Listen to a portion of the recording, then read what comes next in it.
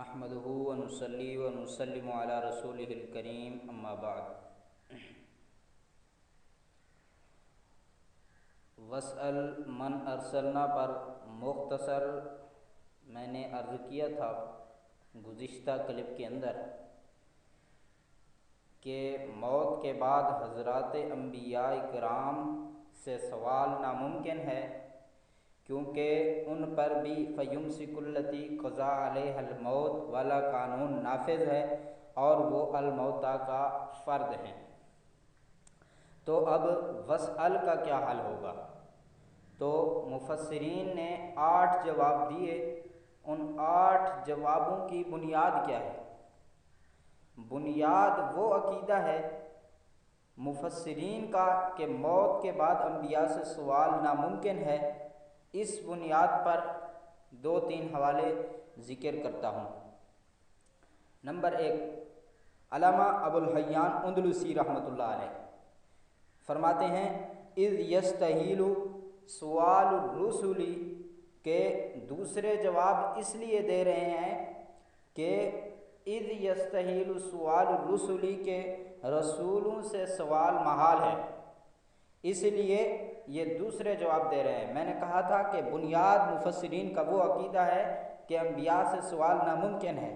یہ البحر المحیط جلد نمبر 8 صفحہ 275۔ علامہ ابن عطیہ رحمۃ اللہ تعالی علیہ فرماتے ہیں لا سبیل الی سوال الرسل کہ رسولوں سے سوال کرنا اس کی کوئی صورت ہی نہیں ہے۔ المحرر الوجیز صاحب روح المعانی علامہ سید محمود آلوسی رحمۃ اللہ علیہ فرماتے ہیں فہا ہنا سوال النبی عن الانبیاء کانوا قبلہ ممتنع، فرماتے ہیں کہ نبی صلی اللہ علیہ وسلم کا انبیاء سے سوال یہ ممتنع ہے۔ یہ روح المعانی جلد نمبر 10 صفحہ 288۔ اسی طرح فرماتے ہیں لا یمکن السؤال، اب جب ممکن نہیں سوال تو وسأل کا کیا معنی؟ اب اس کے مختلف جواب آئیں گے، لیکن جوابوں کی بنیاد یہی نقطہ ہے کہ انبیاء سے سوال ناممکن ہے۔ عام طور پر یہ حضرات کہہ دیتے ہیں کہ اذا جاء الاحتمال بطل الاستدلال، ہم کہتے ہیں کہ جتنے احتمال آئیں لیکن ہمارا استدلال قائم ہے، ان کا استدلال ہو ہی نہیں سکتا، کیونکہ یہاں پر جواب جو آ رہے ہیں وہ عقیدہ پر آ رہے ہیں کہ میت سے پوچھا جا سکتا نہیں ہے۔ تو اس وجہ سے مفسرین نے 8 جواب دیے، لیکن کسی نے نہیں کہا کہ انبیاء قبروں میں زندہ ہیں۔ اب اس کا جو حل ہے وسأل کا وہ کیا ہے؟ تو جواب یہ ہے کہ یہ آیت محتمل ہے۔ آیت محتمل ہے کیونکہ انبیاء سے سوال ممکن ہی نہیں ہے، تو یہ اس کے جواب ہیں۔ انبیاء سے سوال ممکن نہیں تو اس وجہ سے، اور اگر لقائے معراج پر محمول ہو تو نفی حیات دنیاوی کی زبردست دلیل ہے۔ اب پہلا احتمال میں ذکر کر رہا ہوں۔ علامہ ابن جریر رحمۃ اللہ علیہ فرماتے ہیں اول القولین بالصواب، بہتر قول ساتھ درستگی کے، فی تاویل ذالک اس آیت کے معنی میں، قول من قالا بات اس آدمی کی کہ جس نے کہا سل مؤمنی اہل کتاب۔ یہ پہلا جواب کہ سوال اس شخص کا جس نے کہا کہ سل مومنی اہل کتاب کے مومن اہل کتاب سے پوچھ لو۔ یہ پہلا جواب دیا مفسرین نے کہ وسأل من ارسلنا کا مضاف مقدر ہے، وسأل اتباع من ارسلنا، یہ سوال یہ مضاف مقدر ہے۔ وسأل من ارسلنا یعنی اہل کتاب کے مومنین سے پوچھ لو۔ ابن جریر جلد نمبر 11 صفحہ نمبر 186، ماخذ نمبر 2، قال ابن عباس ایضاً والحسن و مجاہد و قتادہ و سدی و عطا ارادہ وسأل اتبع من ارسلنا۔ سدی آ رہا ہے تو سدی نے بھی اس آیت کے اندر ڈنڈی نہیں ماری، لیکن یہ سدی سے بھی آگے نکل گئے۔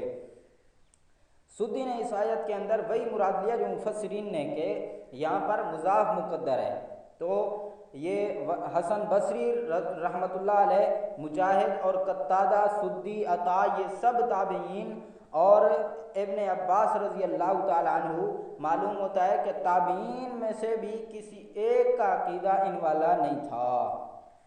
کیا فرماتے ہیں آگے؟ وَاسْأَلْ أَتْبَعَ مَنْ أَرْسَلْنَا وَحَمَلَةَ شَرَائِهِمْ، اور جو حاملین شریعت ہیں ان سے پوچھنا۔ کیوں؟ اذ یستحیل سؤال الرسل، اس لیے کہ موت کے بعد انبیاء سے سوال کرنا محال ہے۔ البحر المحیط، ماخذ نمبر 3، سل من ارسلنا، یہی جواب کہ مضاف مقدر ہے، یہ مضاف مقدر ہے۔ اس کی نظیر کیا ہے؟ اس کی نظیر آ رہی ہے وَاسْأَلِ الْقَرْيَةَ الَّتِي كَانَتْ حَاضِرَةً، پوچھ بستی سے، یہاں بھی مضاف مقدر ہے۔ اب بستی سے کیا پوچھنا؟ وَاسْأَلْ أَهْلُ الْقَرْيَةِ، یہ مضاف مقدر، اور تائید کے اندر میں تفسیر القرآن بالقرآن پیش کر رہا ہوں۔ فَاسْأَلِ الَّذِينَ يَقْرَؤُونَ الْكِتَابَ، سورہ یونس، اللہ فرماتے ہیں فَاسْأَلِ الَّذِينَ يَقْرَؤُونَ الْكِتَابَ، پوچھ ان سے جو اہل کتاب کے علماء ہیں۔ تفسیر ماوردی، جلد نمبر 7، صفحہ نمبر 228، ماخذ نمبر 4، والکلام بتقدیر المضافی، یہاں کلام تقدیر مضاف کے ساتھ ہے، اور وہ کیا ہے؟ اے وَاسْأَلْ من ارسلنا۔ علامہ سید محمود آلوسی، روح المعانی، جلد نمبر 11، صفحہ نمبر 120، ماخذ نمبر 5، واختار ابن جریر الاول، علامہ ابن کثیر، تفسیر ابن کثیر، جلد نمبر 5، صفحہ نمبر 221، کہ علامہ ابن جریر نے پہلے کو ہی پسند کیا، پہلا اوپر گزر چکا ہے پہلے۔ ماخذ نمبر 6، معناہ سل من ارسلنا وہم اہل الکتابین، وہم الکتابین، تورات انجیل والے۔ علامہ نصفی، مدارک التنزیل، جلد نمبر 2، صفحہ نمبر 524، ماخذ نمبر 7، معناہ واسأل مؤمنی اہل الکتاب۔ امام رازی، تفسیر کبیر، جلد نمبر 11، صفحہ نمبر 187، ماخذ نمبر 8، قال اکثر المفسرین سل مؤمنی اہل کتاب، کہ اکثر مفسرین نے کہا کہ مومن اہل کتاب سے پوچھ لو، کیونکہ یہی تفسیر القرآن بالقرآن ہے، سراج منیر۔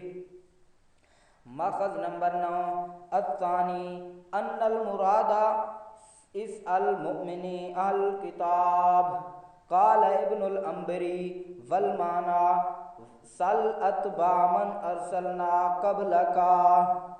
قاضی ثناء اللہ، تفسیر مظہری، جلد نمبر 6، صفحہ نمبر 217، زاد المسیر۔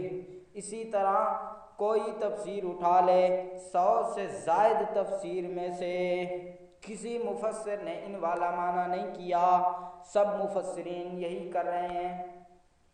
اب یہاں پر وہ حضرات ذرا حاضر لگوائیں جو کہتے ہیں اشاعتی اپنی طرف سے معنی کرتے ہیں، اپنی طرف سے اشاعتی معنی کرتے ہیں، یہ دوسرے للڑ پارٹی۔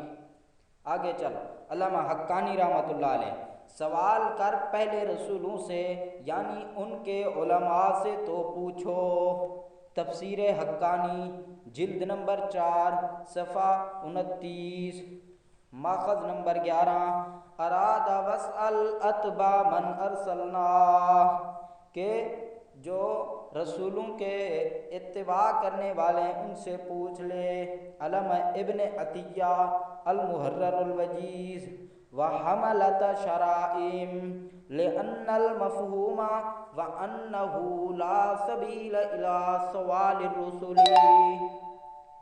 اسی بنیاد پر کہ انبیاء سے سوال ممکن ہی نہیں ہے، الا بالنظر فی آثارہم، مگر ان کے آثار اور کتب دیکھنے میں۔ ماخذ نمبر 12، ان کی کتب اور صحف سے جن کا کچھ بقیہ موجود ہے تحقیق کر لیجئے، کتابوں میں دیکھیے کہ دیکھنے کو رسولوں سے پوچھنا مجازن کہہ دیا۔ علامہ تھانوی دوبارہ سن لیں، کہتے ہیں ان کی کتب اور صحف سے جن کا کچھ بقیہ موجود ہے تحقیق کر لیجئے، کتابوں میں دیکھنے کو رسولوں سے پوچھنا مجازن کہہ دیا، مجازن کہہ دیا۔ اب یہاں پر میں ایک بات عرض کر دوں کہ حقیقت تب چھوڑی جاتی ہے حقیقت متعذر ہو۔ علامہ تھانوی مجاز کی طرف کیوں گئے؟ مجاز کی طرف گئے کہ حقیقت کو متعذر سمجھا ہے کہ موت کے بعد نبی علیہ السلام نہیں سنتے، جواب نہیں دیتے، سوال کرنا ممکن نہیں، اس لیے متعذر سمجھا حقیقت کو اور مجاز کی طرف چلے گئے۔ اور اگر انبیاء موت کے بعد سنتے، جواب دیتے تو حقیقت پر محمول ممکن تھا، تو اس وجہ سے حضرت تھانوی رحمۃ اللہ علیہ نے مجاز کی طرف رجوع کیا، مجاز کی طرف گئے، حقیقت کو چھوڑ دیا کیونکہ حقیقت متعذر تھی۔ اور آپ حضرات نے پڑھا ہوا ہے کہ حقیقت تب چھوڑی جاتی ہے جب متعذر بن جائے۔ اب اکابر علماء دیوبند مجاز کو کیوں لے رہے ہیں، حقیقت کو کیوں چھوڑ رہے ہیں؟ معلوم ہوا ان کا عقیدہ ہے کہ انبیاء نہ سنتے ہیں نہ سوال ممکن ہے۔ بیان القرآن علامہ تھانوی۔ اور حضرت مولانا شفیع صاحب معارف القرآن فرماتے ہیں کتب مراد ہیں،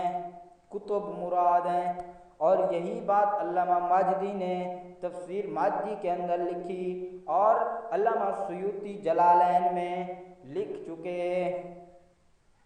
تیسرا جواب دیا السؤال عن حالہم، کہ احوال انبیاء سے، انبیاء کے احوال آ گئے گزر چکے قرآن مقدس میں۔ وَأَيُّوبَ إِذْ نَادَىٰ رَبَّهُ وَظَنُّونِ إِذْ ذَهَبَ مُغَاضِبًا، یہ انبیاء کے احوال۔ ماخذ نمبر 13، وَاسْأَلِ الرُّسُلَ فِي لَيْلَةِ الْمِعْرَاجِ، یہ لیلۃ المعراج والی توجیہ آ گئی۔ اب ذرا بات کو سمجھیں کہ یہ توجیہ علمی طور پر بالکل مرجوح ہے، خطاب نبی صلی اللہ علیہ وسلم کو اور مراد امت ہے۔ آپ صلی اللہ علیہ وسلم کو خطاب ہے اور معراج اور مراد امت ہے۔ یہاں پر میں مختصراً تھوڑا سا عرض کر دوں، ایک بحث ہے لیلۃ المعراج اور تحقیق اجسام، کہ لیلۃ المعراج کے اندر اجسام کی تحقیق۔ حضرت تھانوی رحمۃ اللہ علیہ فرماتے ہیں حضرت آدم جمیع انبیاء میں اس سے قبل بیت المقدس میں مل چکے ہیں، اسی طرح وہ اپنی قبروں میں بھی موجود ہیں، اور اسی طرح بقیہ سماوات میں جو انبیاء کو دیکھا سب جگہ یہی سوال ہوتا ہے، اس کی حقیقت کیا ہے؟ اس کی حقیقت یہ ہے کہ قبر میں تو اصلی جسد سے تشریف رکھتے ہیں، قبر میں تو اصلی جسد سے تشریف رکھتے ہیں، اور دوسرے مقامات پر ان کی روح کا تمثل ہوا، یعنی غیر عنصری جسد سے۔ یہ جسد نہیں تھا جس کو صوفیہ جسم مثالی کہتے ہیں، اور یہ جسم مثالی جو دونوں جگہ نظر آیا الگ الگ شکل رکھتا تھا، اس لیے باوجود لقائے بیت المقدس کے آسمان میں نہیں پہچانا۔ البتہ حضرت عیسیٰ چونکہ آسمان پر روح مال جسد ہیں، ان کو وہاں دیکھنا مال جسد ہو سکتا ہے، لیکن ان کو بیت المقدس میں دیکھا، وہ مال جسد نہیں تھا بلکہ بالمثال تھا۔ قبل موت کے بھی تعلق روح جسم مثالی کے ساتھ ممکن ہے بطور خرق عادت کے۔ یہ نشر الطیب صفحہ 53۔ علامہ شبیر احمد عثمانی رحمۃ اللہ علیہ فرماتے ہیں وقد ران نبی صلی اللہ علیہ وسلم لیلۃ اسری بھی، آپ نے دیکھا جس رات آپ کی سیر کرائی گئی، جماعت من الانبیاء فی السماوات، آسمانوں میں انبیاء کی جماعت، ما ان قبورہم فی الارض، ما ان قبورہم فی الارض ولم یقل احد انہم نقلوا منہا، باوجود اس کے کہ انبیاء کی قبور ان کی زمین کے اندر، اور ولم یقل احد انہم نقلوا منہا، امت کے ایک آدمی نے یہ نہیں کہا کہ انبیاء کے جسد قبروں سے نکلے تھے۔ فتح الملہم جلد نمبر 1 صفحہ 375، ماخذ نمبر 3، الصحیح انہ را فی الارواح، صحیح یہ ہے کہ آپ نے دیکھا اس میں ارواح، فی مثال الاجسام۔ علامہ ادریس کاندلوی التالیق الصبی جلد نمبر 2 صفحہ 153 فرماتے ہیں صحیح بات یہ ہے کہ اس رات کے اندر آپ نے ان کی ارواح مثالی اجسام کے اندر دیکھیں۔ ماخذ نمبر 6، ران نبی صلی اللہ علیہ وسلم ارواح الانبیاء لا اجسادہم، آپ صلی اللہ علیہ وسلم نے انبیاء کی ارواح کو دیکھا نہ کہ ان کے اجساد کو۔ علامہ ابن حجر مکی فتاوی حدیثیہ جلد نمبر 4 صفحہ 231، ماخذ نمبر 5، ھذہ الرؤیۃ انما ہی لارواحہم دون اجسادہم فی الارض قطعا، یہ قطعی طور پر زمین کے اندر تھے۔ انما تبعث یوم بعث الاجساد ولم تبعث قبل ذالک۔ علامہ ابن القیم کتاب الروح فرماتے ہیں کہ یہ رؤیت ارواح کی تھی نہ کہ اجساد کی، وہ تو زمین کے اندر قطعی طور پر موجود ہیں اور وہ اٹھائے جائیں گے اور نہیں اٹھائے جائیں گے قیامت کے دن سے پہلے۔ ماخذ نمبر 6، وقال مثل للنبیون، ماخذ نمبر 6، وقال مثل للنبیون، مثل للنبیون فصلیت بهم، بیضاوی شریف حاشیہ شیخ زادہ، ماخذ نمبر 7، فی حدیث ابی ہریرہ ان البزاز وحاکم انہ صلی مع الملائکۃ وانہ اوتی ہناک بارواح الانبیاء۔ فتح الباری جلد نمبر 7 صفحہ 198، ماخذ نمبر 8، ارواحہم متشکلۃ بشکل اجسادہم، ارواح ان کی متشکل تھی ان اجساد کے شکل کے ساتھ، کما جزم بھی، جس طرح یقین کیا ابو الوفا نے۔ فتح الباری ماخذ نمبر 9، الصحیح انہ را فی الارواح، شرح الصدور علامہ سیوطی۔ مولانا سرفراز خان صفدر فرماتے ہیں بے شک حضرت کو جو دکھائی دی گئی تھیں وہ حضرت انبیاء کرام کی روحیں تھیں، شاید کہ وہ آپ کے سامنے مثالی صورت میں پیش کی گئی ہوں، جیسے معراج کی رات آپ کے سامنے مثالی طور پر پیش کی گئی تھیں۔ حضرات انبیاء کے اجساد مبارکہ قبروں میں تھے۔ صفحہ 222، ماخذ نمبر 11 بِأَنَّ أَرْوَاحَهُمْ تَشَكَّلَتْ بِصُوَرِ أَجْسَادِهِمْ بِأَنَّ أَرْوَاحَهُمْ تَشَكَّلَتْ بِصُوَرِ أَجْسَادِهِمْ۔ مولانا سرفراز خان صفدر فرماتے ہیں ان کی ارواح ان اجساد کی شکلوں کے ساتھ متشکل تھیں، جیسے وہ دوسرے اجساد ہیں اسی اجساد کی شکلوں میں وہ بصورت ان اجساد کے تھیں۔ اتمام البرہان صفحہ 461۔ یہ مولانا سرفراز خان۔ تو یہ لیلۃ المعراج اور تحقیق اجساد کی مختصر بحث میں نے عرض کر دی کہ تمام علماء وہ فرماتے ہیں کہ وہ ملاقات ارواح انبیاء کی تھی، نہ کہ ان کے اجساد گئے تھے۔ تو یہ ان کی پہلی دلیل، اور پہلی دلیل کا جائزہ آپ کے سامنے آ چکا۔ وآخر دعوانا ان الحمد للہ رب العالمین۔